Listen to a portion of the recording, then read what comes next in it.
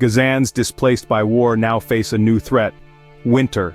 The beaches of Gaza are no longer for day trips.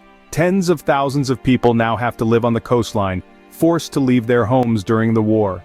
In recent days they have come under a new kind of assault, from winter seas battering their flimsy makeshift dwellings.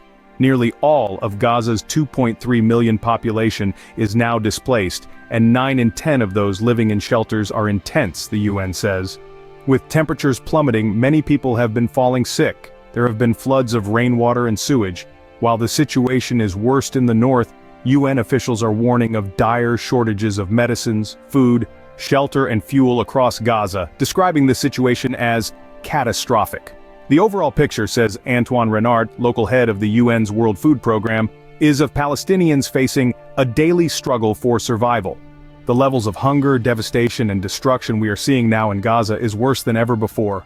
People cannot cope anymore, Mr. Renard says.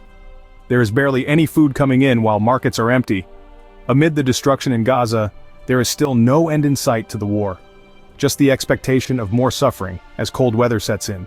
Thank you for watching Topics on Trend. Go ahead and check out another trending video on our channel here.